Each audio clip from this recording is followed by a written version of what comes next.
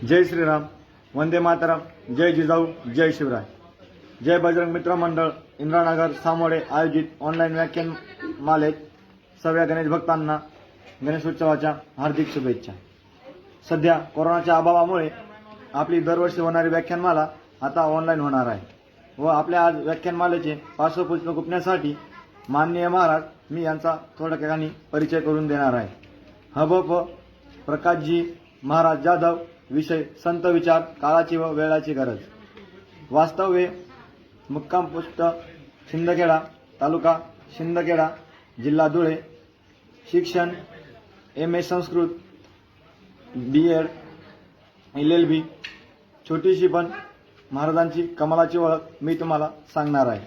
आध्यात्मिक व उपक्रमशील शिक्षक, आध्यात्मिक विषयाबाबत आवड व सक्रिय, नामांकित प्रबोधनकार व नामांकित भागवताचार्य व नामांकित महाराष्ट्रभर गाजलेले महाराज म्हणून महाराज प्रसिद्ध आहेत व विविध सामाजिक संस्थांवर पदाधिकारी व सदस्य म्हणून सक्रिय व अध्यक्ष अखिल भारतीय वारकरी मंडळ धुळे जिल्हा.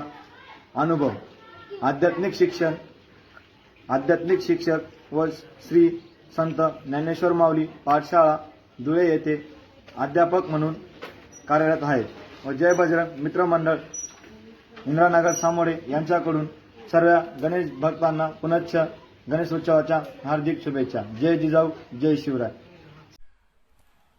जय जिजाऊ, जय शिवराय. मित्रांनो, आज आपल्या या फेसबुकच्या माध्यमातून लाईव्ह येण्याचं कारण आपले धुळे जिल्ह्यातील पिंपळनेर परिसरातील सामोळे गाव आणि सामोळे गावातील इंदिरानगर आणि इंदिरानगरमधील असलेले जय बजरंग गणेश मित्र मंडळाच्या द्वारा या ठिकाणी हे ऑनलाईन व्याख्यानाचं पुष्प माझ्यापर्यंत येऊन पोहोचलेलं आहे. वास्तविक विषय सोपा आहे, पण त्या विषयाच्या माध्यमातून तुमच्या पुढे सांगतो. विषय आहे संतांचे विचार, काळाची आणि वेळेची गरज. सध्या काळ कठीण आहे, सर्वांनाच माहिती आहे. या गणपती बाप्पाचं आगमन अगदी प्रत्येक तरुणाच्या अंतःकरणामध्ये उत्साह निर्माण करून देणारं आहे. ते आगमनच या पद्धतीने यावर्षी जरा सामान्य दृष्टिकोनातून करावं लागत आहे.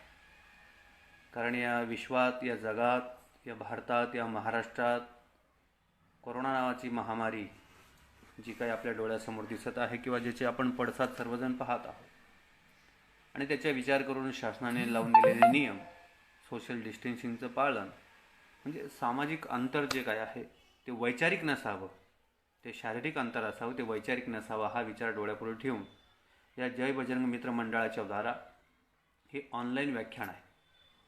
कारण संत विचार किती कार्य करू शकतात? कारण जगाला उपदेश करण्यासाठी फक्त संत हेच सक्षम आहे, बाकी कोणीही नाही. संत विचार हे जगाला पोषक आहेत.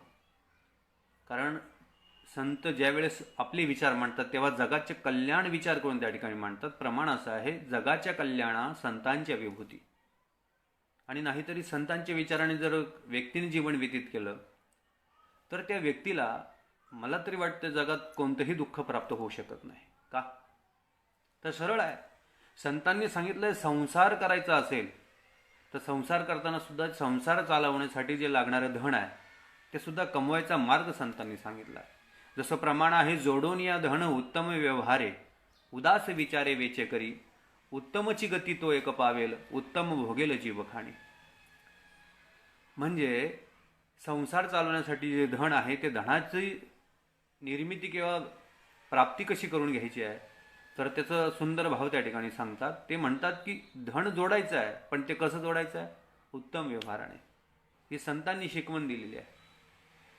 आणि उत्तम व्यवहारे जोडून या धन, उत्तम व्यवहाराने जर धन जोडलं तर प्रमाण असं आहे, उत्तमची गती तो एक पावेल.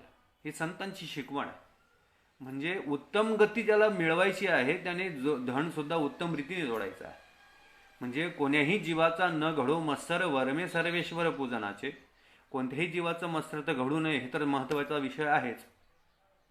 पण भगवंत पूजनाचं हे साधन आहे की द्वेष न करता अगदी प्रवाही बुद्धीने प्रत्येकाच्या सामोरे जाणं हा संत विचार आहे. आणि संत विचार ही काळाची गरज आहे प्रत्येकासाठी. अगदी जर वैज्ञानिक दृष्टिकोनातून विचार केला तर लोक डिप्रेशनचे शिकार होत आहेत. आणि सध्या तर तुम्ही बातम्या पाहत आहात. बातम्यांमध्ये तर भारतामध्ये काही शिल्लकच राहिल्या नाही ते सुशांत राजपूतच्या पलीकडे. अगदी कधीही न्यूज चॅनल लावलं, कधीही ते वृत्तपत्राला पाहिलं की बस त्याच्यामध्ये सुशांत राजपूतची आत्महत्या. अरे इतरही भरपूर आहे. आत्महत्या करण्यामागचं कारण काय असेल मला माहीत नाही, परंतु वैचारिक पातळी ज्या ठिकाणी खालावते ना, मनामध्ये जेव्हा न्यूनगंडता निर्माण होते त्यावेळेस हे सामान्य विचार सामान्य जीवाच्या डोक्यात येत असतात. पण संत विचाराने जो प्रेरित झाला ना, तर तो प्रेरित झालेला व्यक्ती कधीही असे विचार करणार नाही. म्हणून तर काळाची गरज आहे संत विचार. आणि कितीही विज्ञान पुढे गेलं ना, तर अध्यात्माचं जोपर्यंत त्याला जोड नाही तोपर्यंत त्या विज्ञानाला किंमत नाही. आणि म्हणून संत विचार ही काळाची आणि वेळेची गरज आहे. बघा तुम्ही, अगदी ज्ञानोबारायापासून तर तुकोबारायापर्यंत, सावता महाराजांपासून तर नामदेवरायापर्यंत, अगदी ज्ञानेश्वर महाराजांपासून तर मुक्ताईबाईंपर्यंत, जनाबाई, सखुबाई, मीराबाई, अगदी प्रत्येक संतांनी आपापले विचार मांडलेले आहेत. पण विचार मांडताना कसे मांडले? भक्तिपंत बहु सोपा, पुण्य नागवे या पापा. अगदी सोपं आहे. काही माणसांना काय करावं हे कळत नसेल तर त्यांच्यासाठी ज्ञानोबाराय म्हणतात, हरिमुखे म्हणा, हरिमुखे म्हणा, पुण्याची गणना कोण करी. माणसाला पुण्यप्राप्ती करायची, त्यासाठी भगवंताचं चिंतन केलं तरी सुद्धा पुण्यप्राप्ती होते. प्रमाण असं आहे, न कळो ते कळो येईल उगले, नामे आहे विठ्ठले एकाचिया. न मिळो ते मिळो येईल उगले, नामे आहे विठ्ठले एकाचिया. म्हणजे जे कळत नाही तेही कळतं, जे मिळत नाही तेही मिळतं, फक्त भगवंताचं नामचिंतन करण्यामागे. ज्या गणपती बाप्पाचं आपण व्याख्यानमाला ठेवलेली आहे त्या गणपती बाप्पाचं चरित्र बघणार. जगामध्ये सर्वश्रेष्ठ काय आहे तर गणपती बाप्पांनी आपल्या चरित्रातून दर्शवून दिलेलं आहे. जगामध्ये आई वडीलच श्रेष्ठ आहेत. जेव्हा कार्तिकेय भगवान आणि गणपती बाप्पांचं त्या ठिकाणी चर्चा मंथन झाली की जो पृथ्वी प्रदक्षिणा अगोदर करेल त्याचा विवाह होईल अगोदर. परिणाम, कार्तिकेय भगवान पृथ्वी प्रदक्षिणा करायला गेले. भगवान गणपती बाप्पांनी भगवान शंकराने माता पार्वतीला प्रदक्षिणा केली. परिणाम, आई आणि वडिलांनी एक परिक्रमा केली तरी सुद्धा पृथ्वी प्रदक्षिणाचं पुण्य प्राप्त होतं. हे चरित्रातून पाहायला मिळतं. गणपती बाप्पाचे कर्ण विशाल आहेत, उदर मोठा आहे. म्हणजे वैचारिक पातळीने माणसाने कानाने हलका राहू नये. आणि उदर मोठं याचं कारण एकच आहे की भगवान गणेशांनी आपलं जे उदर मोठं केलंय, म्हणजे क्षमा नावाचा गुण ज्याच्या उदरामध्ये आहे तो सर्व गोष्टी स्वीकारू शकतो. म्हणजे संत विचार ही काळाची गरजच आहे आणि वेळेची सुद्धा. आता जवळजवळ 7 महिने झाले या कोरोनाच्या महामारीमुळे अनेक लोकांच्या उद्योगांवरती त्या ठिकाणी पाणी फिरलं किंवा अनेकांनी त्या ठिकाणी वेगवेगळे आपण ऐकतोच आहे, काहींचं व्यावसायिक जीवन कमी झालं किंवा उत्पन्न साधन घडलं. त्याच्यामध्ये आमच्यासारखे कीर्तन प्रवचनकार नाही का, व्याख्याते, अगदी समाजाला मनोरंजन करणारे जसं DJ असतील वगैरे वगैरे, हे सर्व साधनांवरती त्या ठिकाणी परिणाम दिसलाच आहे. पण तरीसुद्धा एवढ्या साधनांमध्ये सुद्धा माझं तरी मत आहे, हे 2020 जे साल आहे, 2020 ज्याला म्हणतात, हा सामना आहे, हा किती रोमांचक असू शकतो आपण सर्वांनी अनुभवलेला आहे. 22 मार्च ते आज जवळजवळ ऑगस्ट संपण्यात येत आहे आणि या पूर्ण एवढ्या कालावधीमध्ये सर्वांनी 2020चा सामना केलेला आहे. पण लक्षात ठेवा, याच्यावरही विजय मिळणार आहे, कारण भगवंताचं चिंतन, संतांचं वाङ्मय, या सर्व गोष्टींचा स्वीकार करणारी मंडळी जर आपण आहोत तर निश्चितच याच्यातून मुक्तता मिळणार, याच्यात काही शंका नाही. परंतु एवढं जीवन जगत असताना सुद्धा संत प्रमाण महत्त्वाचं आहे. जरी आपण विज्ञानाच्या कास धरून प्रवास करणारी मंडळी आहोत तरीसुद्धा अध्यात्म सोडून चालणार नाही आहे. कारण ज्या ज्ञानोबारायांनी 700 वर्षाअगोदर, 750 वर्षाअगोदर ज्ञानेश्वरीची निर्मिती केली, त्या ज्ञानेश्वरीमध्ये पसादान ज्ञानेश्वर महाराजांनी म्हणावं, आता विश्वात्मके देवे येणे वागिज्ञ तोषावे, तोषोणी मज द्यावे पसाय दाण. विश्वात्मक भगवंताच्या ठिकाणी ज्ञानोबाराय प्रार्थना करून त्या ठिकाणी मागणी मागतात की जगामध्ये जो कोणी आहे तो सर्व सुखी असावा. आणि विशेष म्हणजे काय, जे खळांची व्यंकटी सांडो तया सत्कर्मी रती वाढो, भूता परस्परे पडो मैत्र जीवाचे. व्यंकटी म्हणजे दृष्ट बुद्धी ना. देवाला सांगतात, हे देवा, जो दृष्ट व्यक्ती आहे त्या दृष्ट व्यक्तीला संपू नको, तर त्या दृष्ट व्यक्तीची दृष्ट बुद्धी नष्ट कर. किती विशेष आहे. याला तर संत म्हणावं. सन्मार्ग वर्तिती ती संतहा. जो सन्मार्ग स्वीकारतो किंवा सन्मार्गाने जीवन जगतो त्याला संत म्हणावं हे सूत्र आहे. आता सन्मार्ग वर्तती ती संत हे जर म्हटलं गेलं असेल तर त्यांना संत म्हणावं. नाहीतर संत काही जगात कमी आहेत का? बघा ना तुम्ही ज्ञानोबारांची ज्ञानेश्वरी एकदा उलगडून पहा. ज्ञानोबारांच्या ज्ञानेश्वरीवरती एकनाथ महाराज म्हणतात, भाव धरून या वाचे ज्ञानेश्वरी कृपा करी हरी तयावरी. स्वमुखे आपण सांगेतो श्री विष्णू श्री गीता हा प्रश्न अर्जुनेसी. म्हणजे ज्ञानेश्वरी वाचायची आहे पण नुसती वाचायची नाही तर भाव धरुणी वाचे ज्ञानेश्वरी कृपा करी हरी तयावरी. भगवंत त्याच्यावरती कृपा करतो. का कृपा करतो तर त्याला कारणच एक आहे. स्वमुखे आपण सांगे तो श्री विष्णू श्री गीता हा प्रश्न अर्जुनेसी. भगवंताने जो गीतेवरती त्या ठिकाणी गीता प्रश्न अर्जुनाला मांडलाय त्याच्यावरती ज्ञानोबारांनी ही ज्ञानेश्वरी लिहिलेली आहे आणि 750 वर्ष अगोदर लिहिलेली आहे. ज्यावेळेस 750 वर्षाचा विचार केला तर विज्ञानाचा विचार त्या ठिकाणी येत नाही तर अध्यात्म त्या ठिकाणी परिपूर्ण आहे. ज्ञानोबाराय त्यावेळेस लिहितात जे सरकार आता आपण ऐकतो सरकार काहीतरी उपक्रम राबवतात जसं पाणी अडवा पाणी जिरवा झाडे लावा झाडे जगवा. ही सरकारने त्या ठिकाणी दिलेली घोषवाक्य आहे. पण ही 750 वर्ष अगोदर ज्ञानोबारांनी ज्ञानेश्वरीमध्ये लिहून ठेवावं हे कौतुक आहे. हे वारकरी संप्रदायाचा विजय आहे. ज्ञानोबाराय सांगतात, नगरीची वसावी महावणे लावावी जलाशय निर्मावी नानाविध. म्हणजे नगर तर निर्माण करायची आहे पण महानगर निर्माण करत असताना जलाशयही निर्माण करा, पाणी अडवा पाणी जिरवा. तुकाराम महाराजांचं वाङ्मय पाहणा. तुकाराम महाराज त्या ठिकाणी सांगतात, वृक्षवल्ली आम्हा सोयरे वनचरे पक्षी सुस्वरे आळविते. अगदी सर्वच ठिकाणी ना हा संत विचार आहे. ती 700 वर्षा अगोदर ज्ञानेश्वरीमध्ये ज्ञानोबारांनी गजाडीचा विषय महत्व मांडावा. उपजेते नासे नासे ते पुनरपी दिसे हे घटिका यंत्र जैसे परिभ्रमेगा. उपजेते नासे जे जन्माला आलंय ते जाणार आहे. नासे ते पुनरपी दिसे हे घटिका यंत्र जैसे परिभ्रमेगा. घटिका यंत्र म्हणजे काय हो? तर घटिका यंत्र म्हणजे काय तर त्याला ज्याला आपण वॉच म्हणतो घड्याळ म्हणतो ती ज्ञानोबाराय घटिका यंत्र म्हणतात. अगदी विशेष आहे ना. संतांची विचार काळाची गरज हीच आहे. अध्यात्म म्हणजे जादूटोण्याचा विषय नाही. अध्यात्म म्हणजे त्या भगवंताशी लिंक करून घेणं. आणि जादूटोण्याला जर विचार अध्यात्मामध्ये घेतला असता तर तुकाराम महाराजांनी म्हटलं नसतं, नेनती काही टाना टोना नामस्मरणा वाचून. म्हणजे टानाटोना काही जाणत नाही, फक्त नामचिंतन करतात. कोण तर देवते संत निमित्त त्या प्रतिमा. संत महात्मे टानाटोनाला मान्य करत नाही. आपण ज्या नवसाला नवस करत असतो ना त्या नवसाला सुद्धा तुकाराम महाराज विरोध करतात. का हो? कारण त्यावेळेस अध्यात्माने पुढारलेली जी काही मंडळी होती ती विज्ञानानेही पुढारलेली होती. पण आता दुर्दैव आहे, आध्यात्मिक लोकांना वैज्ञानिक किंवा विज्ञानाची कास धरून चालणारे लोक मान्य करत नाही. हे दुर्दैव आहे. तुकाराम महाराजांनी नवसाच्या बद्दल म्हणावं, ही मुलगा व्हावा म्हणून नवस करावा चुकीचं आहे असं तुकाराम महाराजांचं मत आहे. महाराज तर म्हणतात, नवसे पुत्र होती तरी का करणे लागे पती. नवसाने जर मुलं झाली असती ना मंडळी तर लग्न करायची गरज नव्हती हो. लग्न करायची गरजच नव्हती. नवस केलं की झाला मुलगा, गरज काय आहे की नाही. पण सूत्र असं आहे, संतांचा विचारांचा अंगीकार करणारी लोक खूप कमी. कारण त्या काळात सुद्धा संतांना विरोध करणारी होती. या काळाचंही आहे. आणि लक्षात ठेवा, घर म्हटलं की केर राहणार, घर म्हटलं की केर राहणार, याच्यात काय नवल आहे. पण संत विचार, संत वाङ्मय, संतांची शिकवण ही काळाची गरज आहे. म्हणा शिकवण आपल्या मुलांना गीता शिकवा, ज्ञानेश्वरी वाचायला लावा. भाव धरुणी वाचे ज्ञानेश्वरी कृपा करी हरी तयावरी. एकनाथ महाराज सांगतात, तिची ज्ञानेश्वरी वाचे वदता साचे भय कडी काळाचे नाही तया. त्याला कडी काळाचं भय नाही आहे. गीता वाचा. कर्मयोग आहे, मोक्ष संन्यास योग आहे, पुरुषोत्तम योग आहे, ज्ञान विज्ञान योग आहे.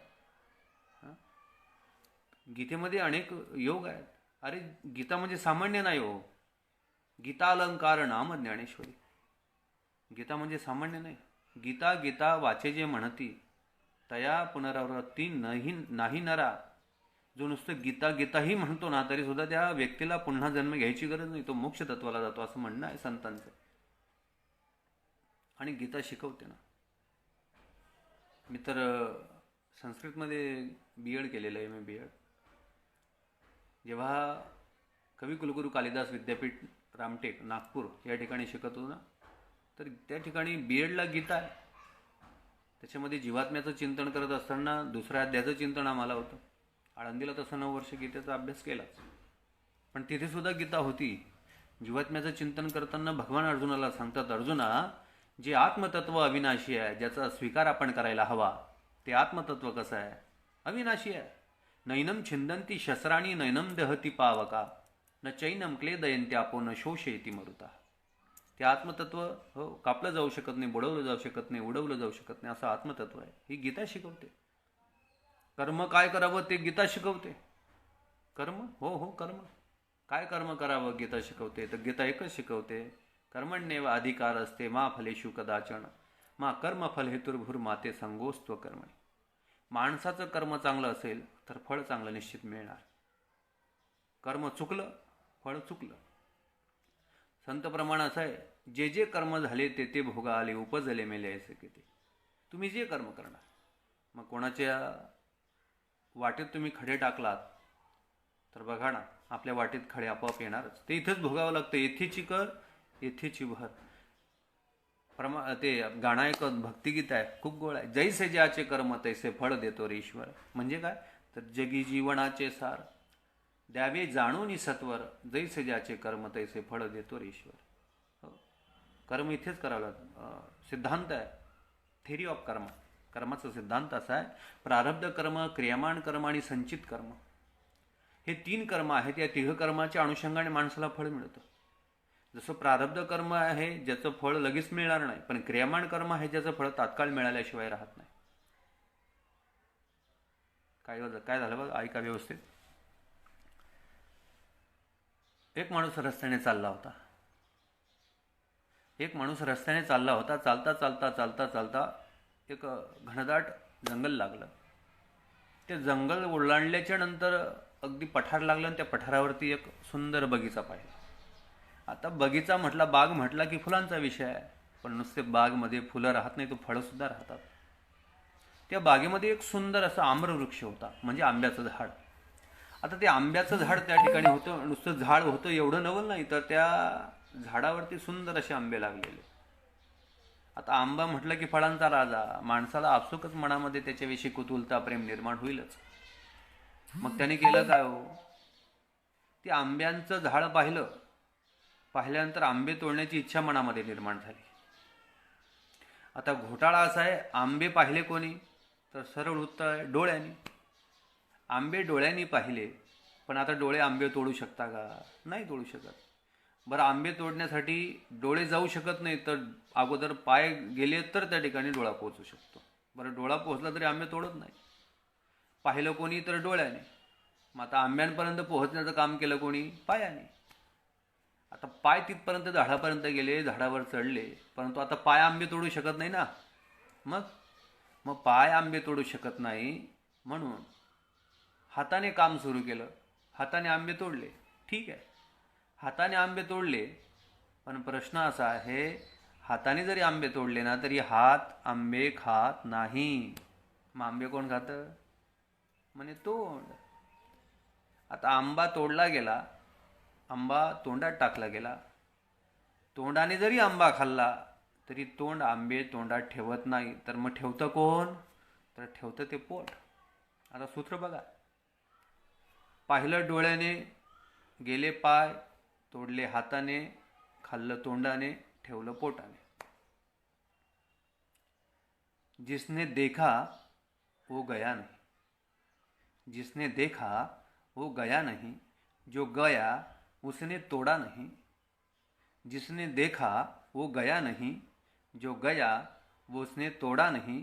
जिसने तोड़ा उसने चखा नहीं, जिसने चखा उसने रखा नहीं. म्हणजे जो गेला, ज्याने पाहिलं तो गेला नाही, जो गेला त्याने तोडलं नाही, ज्याने तोडलं त्याने खाल्लं नाही, आणि ज्याने खाल्लं त्याने ठेवलं नाही. एवढी सर्व घटना चालली, हे सर्व कर्म चाललंय.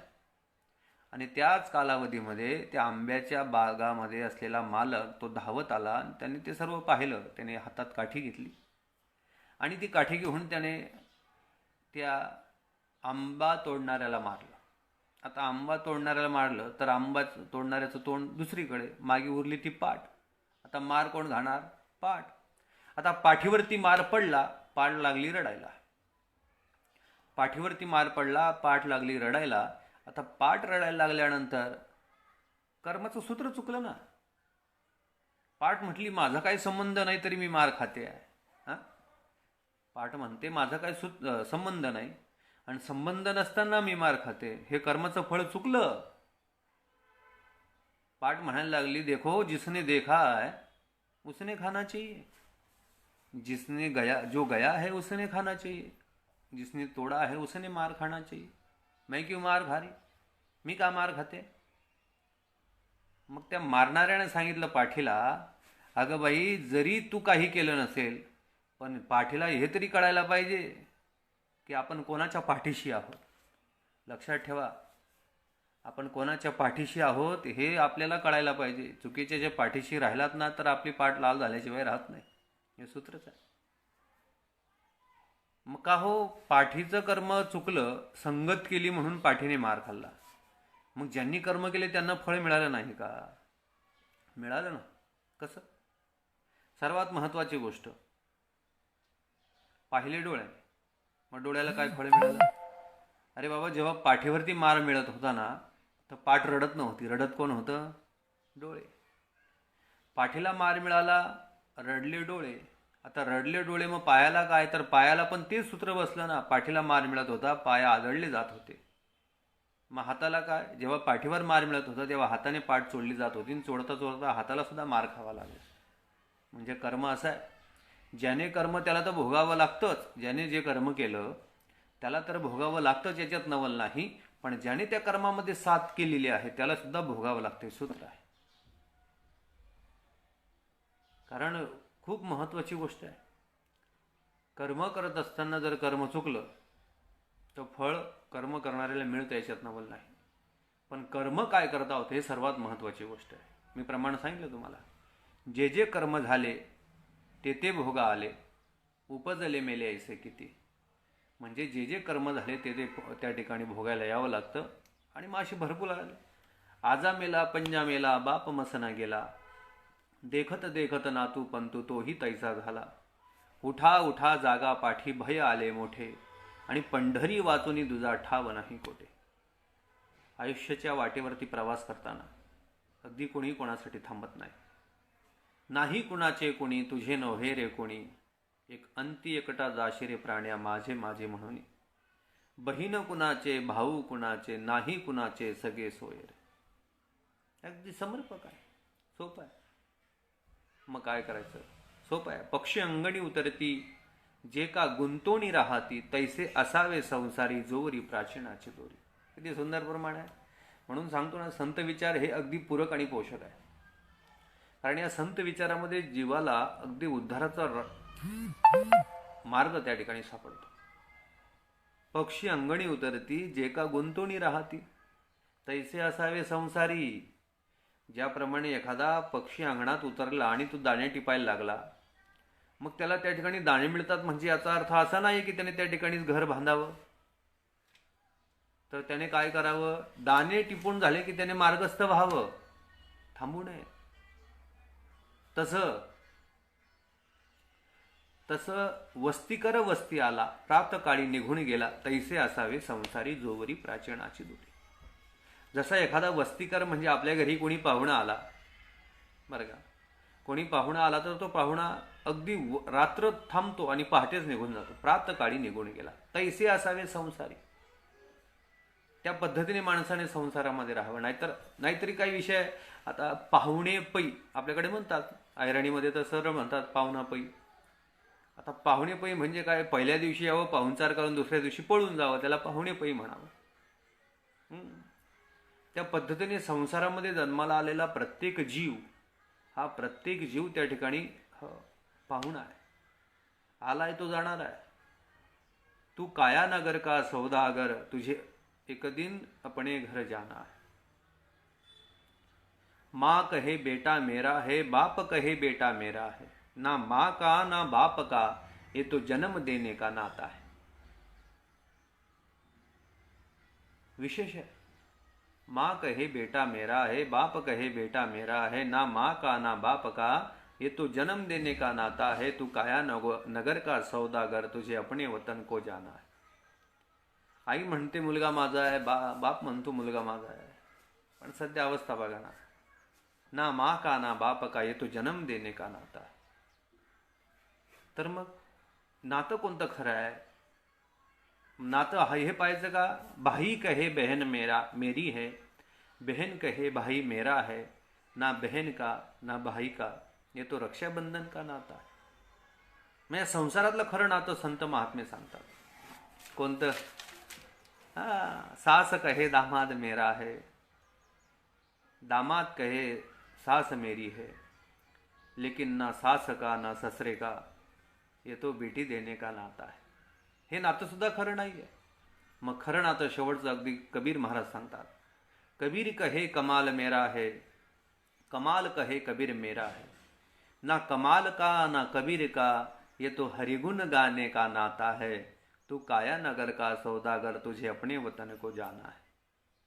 माणूस या संसारामध्ये जन्माला आलाय तर सर्वात महत्वाची गोष्ट त्याने या संसारात येऊन त्या भगवंताचं चिंतन करावं।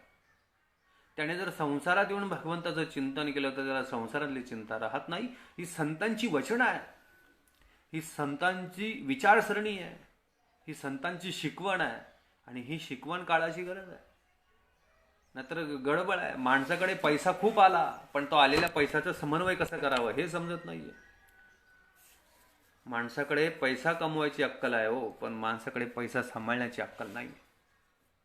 हे दुर्दैव आहे बघा तुम्ही। म्हणून तर तुकाराम महाराजांचा अभंग मी अगोदर बोललो, जोडोनिया धन उत्तम व्यवहारे, उदास विचारे वेचे करी। आणि किती संत महात्मे सांगतात। आणि ज्याच्या घरामध्ये आई वडील सुखी ना, माझं एक प्रामाणिक मत आहे, त्याचा परमार्थ तिथेच घडत आहे। आई वडील सुखी तर सर्वच आहे ना। मातृदेवो भव पितृदेवो भव।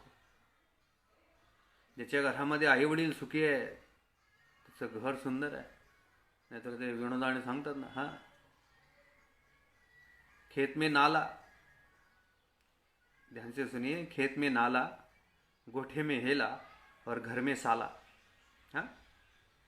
खेत में नाला, गोठे में हेला और घर में साला, उसका कभी ना हो भला, लेकिन घर में माई, खेत में भाई और गोठे में गाई, उसकी देखो क्या कमाई।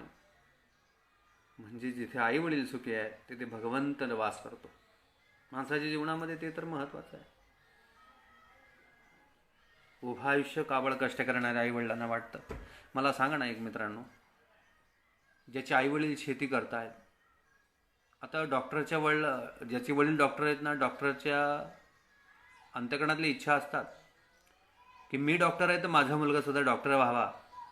वकिलाला वाटतं माझा मुलगाही वकील व्हावा, इंजिनियरला वाटतं माझा मुलगा इंजिनियर व्हावा। मला सांगा ना, एखाद्या शेतकऱ्याची इच्छा आहे का? एखादा बाप म्हणतो का मी आयुष्यभर शेती केली, काबाळ कष्ट केलं, तर माझा मुलगा सुद्धा शेतकरी व्हावा? नाही। तो म्हणतो अहो मला माहिती आहे शेतीत किती राबावं लागतं आणि याच्याकडून ते राबणं होऊ शकत नाही, म्हणून माझा मुलगा डॉक्टर व्हावा, इंजिनियर व्हावा, हे सुद्धा शेतकऱ्याची इच्छा आहे। म्हणजे आई वडिलांना एवढंच वाटतं की आमच्याकडे आम्हाला जेवढं कष्ट झालं तेवढं आमच्या मुलाला होऊ नये। डॉक्टर, इंजिनियर, वकील, कुठेतरी गव्हर्नमेंट सर्वंट व्हावा ही प्रामाणिक इच्छा आहे। म्हणून काबाळ कष्ट करतात, मुलांना शिकवतात, पुढे पाठवतात। शिकून नोकरी लागली, 10-12 हजार रुपये कमवायला लागले। म्हातारी आई आहे आणि त्या म्हातारी आईच्या पायाकडे पाहिलं की पहिला पगार आलाय, 12,000 रुपये पगार आलाय। आईला काय भेट द्यावी म्हणून तो विचार करायला लागला आणि त्याने प्रेमाने आईला विचारलं, आई अगं तुला काय देऊ सांग ना, मी आयुष्यभर काबाळ कष्ट केलं, आयुष्यभर काबाड कष्ट करून तू माझं त्या ठिकाणी शिक्षण पूर्ण केलं. शिक्षण पूर्ण करून मी आता पहिला पगार माझ्या हातात मिळालेला आहे. तर तुझ्या कर्माची कष्टाची उतराई व्हावी म्हणून मी काय करावं? आईच्या डोळ्यात अगदी आनंद अश्रू बाहेर आला आणि म्हणले, बाळा, तुझा पहिला पगार आला, तू नोकरीला लागलास, हेच माझ्या जीवनातलं सार्थक आहे. कारण ज्यासाठी करत होतो ना, तेच आज प्राप्त झालं. त्याईच्या डोळ्यामध्ये तरळलेला तो आनंद अश्रू पाहिल्यानंतर त्यानेही विचार केला की आईला आपण काहीतरी आणावं. म्हणून आईचे पाय त्याने पाहिले तर आईच्या पायात आजही चप्पल नव्हती. तिच्या कष्टाची जाणीव त्याला झाली आणि म्हणून त्याने एक कोरा कागद काढला. मित्रांनो, कोरा कागद काढल्यानंतर त्या कागदावरती आईला उभं केलं आणि आईला उभं केल्यानंतर एका पेनाने त्या पायाची साईजची ड्रॉइंग केली. त्या पद्धतीने पाय काढले आणि पाय काढल्यानंतर तो कागद खिशात घातला आणि घरून निघाला आणि जाऊन चप्पलच्या दुकानापर्यंत पोहोचला. आता ते चप्पलच्या दुकानावरती पोहोचल्यानंतर त्या चप्पलच्या दुकानवाल्याला सांगितलं, म्हणे माझ्या आईला चप्पल पाहिजे. तर तो दुकानवाला असंच विचारणार, काय नंबर पाहिजे तुमच्या आईला? बोलताना रडला, डोळ्यातून अश्रू बाहेर पडला आणि म्हणायला लागला, दादा, ज्या स्त्रीने, ज्या आईने आयुष्यभर कधी पायात चप्पल घातली नाही तर नंबर सांगू तरी कसा? मग म्हणे, आता कसं काय द्यायचं चप्पल? खिशातून चिठ्ठी बाहेर काढली, त्या कागदावरती पायातली ड्रॉइंग काढलेली होती, ती ड्रॉइंग त्याला दाखवली आणि त्या मापाची चप्पल घेतली. चप्पल काढले, चप्पलची किंमत सांगितली. अरे, ही 800 रुपयाची चप्पल आहे. म्हणे, 800 रुपयाची चप्पल असू द्या ना, पण ती आईला न्यायची आहे. तिच्या केलेल्या कष्टाच्या पुढे ही 800 रुपयाची चप्पल काहीच नाही. आणि त्याने आनंदाने ती चप्पल घेतली 800 रुपयाची. आणि 800 रुपयाची चप्पल त्या दुकानदाराने देताना त्याला विचारलं, का रे बाबा, ही चप्पल तू नेत आहे, 800 रुपयाची, तुला पगार किती आहे? तो म्हटला, साहेब, आत्ताच्या पहिल्या महिन्याचा पगार 12,000 रुपये आला. काही माझ्यावर खर्च झाला, काही घर खर्च केला, म्हणून आईला पहिल्यांदा काहीतरी घ्यावं म्हणून मी चप्पल घ्यायला आलोय. आणि जेव्हा असं म्हटलं तेव्हा तो दुकानदार सुद्धा थोडे डोळे पाणावले आणि तो दुकानदार म्हटला, थांब, जातोय ना. तर पुन्हा अजून एक चप्पलचा जोड घेतला, त्याच मापाचा, त्याच साईजचा, तोच कलर, अगदी सुंदर. आणि म्हटला, मित्रा, जाता जाता हा एक जोड माझ्याकडून आईला सप्रेम भेट दे. आईला सप्रेम भेट दे. तो म्हटला, का असं? सांग आईला की तुझा अजून एक मुलगा आहे की त्या मुलाने तुला हे सप्रेम भेट दिलेलं आहे. त्याने आनंदाने ते दोघं चप्पल हातात घेतलेले आहेत, पिशव्या हातात घेतल्या आणि निघाला. जाता जाता दुकानदाराने सांगितलं, अरे थांब मित्रा, तुझ्याकडून काही मागू का? तो म्हणे, काय पाहिजे? म्हणे, जे कागद आणला ना तू, कागद, ज्या कागदावरती तुझ्या आईचे पायाचे ठसे तू गिरवलेले ना, तो कागद तेवढा मला देऊन दे. तेवढा कागद मला दे म्हणून म्हटल्यानंतर तो म्हटलं, ठीक आहे, काय हरकत नाही. त्याने आनंदाने तो कागद देऊन निघून गेला. त्या दुकान मालकाने तो कागद घेतला आणि एक फोटो फ्रेम केला आणि त्या दुकानात लावला. गंमत अशी झाली मित्रांनो, दुसऱ्या दिवशी त्या दुकानदाराचा जो दुकानदार आहे, तो मालक आहे, त्याचा चिरंजीव, त्याचा मुलगा त्या ठिकाणी आला. आणि मुलगा त्या ठिकाणी आल्यानंतर त्याने विचारलं, बाबा, ही फ्रेम कशाची हो? हे पदचिन्ह कोणाचे आहेत? तर त्या दुकानदाराने सांगितलं, अरे बाळा, ही पदचिन्ह लक्ष्मीची आहे. आणि ही लक्ष्मीची पदचिन्हाची जर पूजा केली ना, तर आयुष्यात कोणत्याही गोष्टीची कमी पडत नाही. आणि ती लक्ष्मी म्हणजे आपल्या जीवनातली प्रत्येकाची आई ही जीवनातली लक्ष्मी आहे. मित्रांनो, बाकी काही अजून बोलत नाही, पण सर्वात महत्त्वाची गोष्ट, ज्याच्या जीवनामध्ये लक्ष्मी सुखी आहे, त्याच्या जीवनामध्ये आनंद हा निरंतर आहे. नाहीतर आईवडिलांना त्रास देऊन जर अगदी तीर्थक्षेत्र आणि समाजकार्य करत असाल तर उपयोग नाही आहे. समाज हा घटकच असा आहे, अविभाज्य घटक आहे, तो प्रत्येकाच्या जीवनात आहे. पण तो समाज घडवत असताना अगोदर घरचा आनंद, आईवडिलांना आनंद आणि परिणामतः नंतर समाजसेवा जर घडली तर सुखरूप आहे. असं म्हणतात ना, आई वडील केवळ अशी त्याने न जावे तीर्थाशी. ज्याच्या घरामध्ये आई वडील त्याने तीर्थाला जायची गरज नाही, संत प्रमाण आहे, म्हणून ही काळाची गरज आहे, बाकी काही नाही. जीवनामध्ये तुम्हाला सर्व मिळेल, जीवनामध्ये तुम्हाला सर्व मिळेल, परंतु आई वडील पुन्हा मिळत नाही. ही संतांची शिकवण आहे. धन्य त्याची माता, धन्य त्याचा पिता, साठविला दाता त्रैलोक्याचा.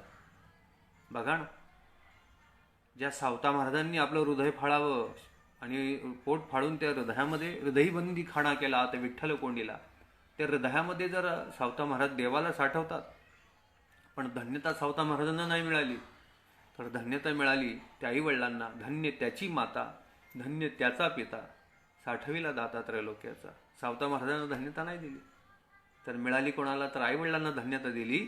हे सर्वात महत्त्वाची गोष्ट आहे.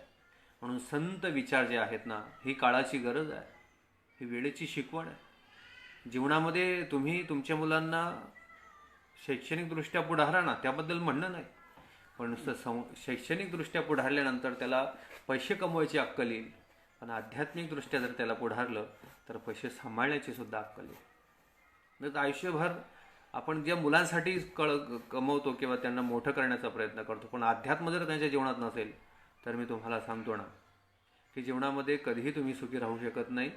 कारण अध्यात्म ही जीवनाला सुख देणार आहे. शिक्षण जर माणसाला आर्थिक व्यवस्था उपलब्ध करून देत असेल, पण त्या आर्थिक व्यवस्थेने माणसाला सुख प्राप्त होईल याच्यामध्ये शंका आहे. पण अध्यात्म असं एकमेव साधन आहे की अध्यात्मामध्ये माणसाला निरंतर आनंद आहे. मी नामचिंतन करण्यासाठी खूप खूप दूर जात असतो. मग कीर्तनाच्या माध्यमातून, भागवताच्या माध्यमातून, प्रवचनाच्या माध्यमातून, व्याख्यानाच्या माध्यमातून, महाराष्ट्रात नाही, गुजरात, MP, UP, उत्तराखंड, पंजाब, आता मागे मागे नेपाळ, काठमांडू, त्या ठिकाणी पण विदेशातही आंतरराष्ट्रीय कीर्तन महोत्सव झाला, त्या ठिकाणी जाऊन आलो. आणि महाराष्ट्रात तर अगदी प्रत्येक जिल्ह्यात ज्या जय बजरंग मित्रमंडळ, गणेश मित्रमंडळ आहे, या मित्रमंडळाने हे जे काही व्याख्यान आयोजित करण्यात आलेलं आहे, त्या सामोळे गावामध्ये बरीच कीर्तनं झाली. प्रत्येक त्या ठिकाणी मंदिरात आलो. दत्त मंदिर असेल, इकडे विठ्ठल मंदिर असेल, गावातलं राम मंदिर असेल, शिवजयंतीच्या वेळेस येणं झालं, अगदी बऱ्याच वेळेस येणं झालं, सर्वच ठिकाणी फिरणं झालं. अध्यात्मामध्ये जो आनंद आहे, जो सुख आहे, पण आणि फिरत असताना अगदी धुळे जिल्हा असो, नंदुरबार असो, जळगाव असो, औरंगाबाद असो, नगर असो, पुणे असो, तिकडे सोलापूर जिल्हा असो, सोलापूर जिल्ह्यातही अगदी परमार्थ आनंदाचा आहे. कारण पंढरपूरच त्या जिल्ह्यात आहे, तर विषयच नाही. म्हणजे हे सर्व मंडळी त्या ठिकाणी, पूर्ण महाराष्ट्र त्या ठिकाणी फिरून आहे. अमरावती नगर, अमरावती असेल, यवतमाळ असेल, प्रत्येक जिल्हा, म्हणजे अकोला, म्हणजे मला सांगायचं आहे मी किती फिरलो. पण एवढं फिरत असताना अध्यात्मामध्ये जो आनंद आहे तो कशात नाही. म्हणून माणसाच्या जीवनामध्ये अध्यात्म असावं, आणि अध्यात्म असत असताना तो संतांचे विचार ग्रहण करणारा जीव असला की जीवनामध्ये सर्व गोष्टी प्राप्त होत असतात. म्हणून संत विचार ही काळाची गरज आहे. म्हणून आपल्या मुलांना संत विचार त्या ठिकाणी द्या. कारण संत विचार ज्या वेळेस तुम्ही देत असाल त्याच वेळेस तुमची संतती चांगली राहील. कारण संतती चांगली तर संपत्ती चांगली, संपत्ती चांगली तर संस्कार चांगले, संस्कार चांगले तर संस्कृती चांगली. म्हणजे संस्कृती चांगली करायची असेल तर संस्कार महत्त्वाचे, संस्कार देत असताना संपत्ती महत्त्वाची आहे, संपत्ती देत असताना संतती महत्त्वाची आहे. आणि संततीला अध्यात्माशिवाय पर्याय नाही. नाहीतर चाणक्य सांगतात ना, चाणक्य असं म्हणतात की ज्या शेतीमध्ये उत्पन्न येत नाही ती शेती करून फायदा नाही, ज्या संसारामध्ये पुत्रप्राप्ती होत नाही तो संसार करून फायदा नाही, आणि ज्या परमार्थामध्ये भगवंत प्राप्ती होत नाही तो परमार्थ करून फायदा नाही. म्हणून संसाराचं सार संतती आहे, पण जीवनाचं सार हे अध्यात्म आहे, ही संत विचार आहे. आणि म्हणून या संत विचाराने माणसाने जीवन व्यतीत करावं. अत्याधिक बोलण्याच्या ओघात वेळ भरपूर आहे, पण विशेषतः अगदी या गणेश मंडळाने, जय बजरंग गणेश मित्र मंडळ जे आहे, अगदी तरुण मंडळ आहे सामोळे गावातलं, आणि ह्या मंडळाने या कोरोनाचा विचार करून यावर्षी ऑनलाईन प्रवचन सेवा ठेवली. आणि विशेष म्हणजे संपर्क समोरासमोर झाला नाही, परंतु त्यांनी एक भ्रमणध्वनी केला आणि परिणामात होकार देणारच. कारण याच्यासाठी केला होता अट्टहास. चिंतन कुठेही व्हावं, कसंही व्हावं, पण चिंतन व्हावं जीवनामध्ये. या निमित्ताने लोकांच्या समोर जाता येतं. आणि बघा ना तुम्ही, सरकार म्हणतं शारीरिकदृष्ट्या अंतर ठेवा, पण वैचारिकदृष्ट्या अंतर वाढू नये. म्हणून जय बजरंग गणेश मित्र मंडळाच्या द्वारा, इंदिरानगर जय गणेश मित्र मंडळाच्या द्वारा हे वैचारिक अंतर कमी करण्याचं हे माध्यम, ऑनलाईन व्याख्यान फेसबुकवरती लाईव्ह त्या ठिकाणी करण्यात येत आहे. आता हा 5वा दिवस, 5व्या दिवसाचे विचार मंथन अगदी तुमच्या पुढे मांडत आहे. त्याच्यामध्ये अगदी रोहिदास माळी असतील, अगदी बरीच मित्रमंडळ आहेत. ते मित्रमंडळातले सर्व मित्र, ते मित्रांनी त्या ठिकाणी वेळोवेळी संपर्क केला. मग त्या ठिकाणी संपर्क झाल्यानंतर तुमच्या पुढे येण्याचा योग आला. मंडळाचे पुनश्च एकदा आभार व्यक्त करतो. ज्यांनी ज्यांनी श्रवण केलं, ज्यांनी ज्यांनी आयोजन केलं, ज्यांनी ज्यांनी व्यवस्था केली, त्या सर्वांचा मी मनपूर्वक आभार व्यक्त करतो आणि या ठिकाणी विराम देतो. रामकृष्ण हरी, राधे राधे. बस जाते जाते एक कहना चाहता हूँ, मेरे मंजिल का पता कोई पाया नहीं जाता, मेरे मंजिल का पता कोई पाया नहीं जाता, मैं जहाँ हूँ वहाँ फरिश्तों से आया नहीं जाता, मोहब्बत के लिए कुछ दिल खास मखसूस है, मोहब्बत के लिए कुछ दिल मखसूस है, पर ये वो नगमा है जो हर सांस पे गाया नहीं जाता. प्रेम से बोलिए राधे राधे. जय गणपति बाप्पा मोरया. रामकृष्ण. जय जिजाऊ जय शिवराय, जय जिजाऊ जय शिवराय. जय बजरंग मित्र मंडळ इंदिरानगर सामोडे आयोजित ऑनलाईन व्याख्यानमालेचे 5वे पुष्प सन्माननीय हबप प्रकाशजी महाराज जाधव यांच्या वाणीतून संपन्न झाले. या अमृतरूपी व्याख्यानातून आपणास संत विचार, काळाची वेळेची गरज या विषयावर बहुमूल्य मार्गदर्शनाबद्दल महाराजांचे संपूर्ण ग्रामस्थ सामोडे व जय बजरंग मित्र मंडळ इंदिरानगर सामोडे यांच्या वतीने खूप खूप आभार. धन्यवाद.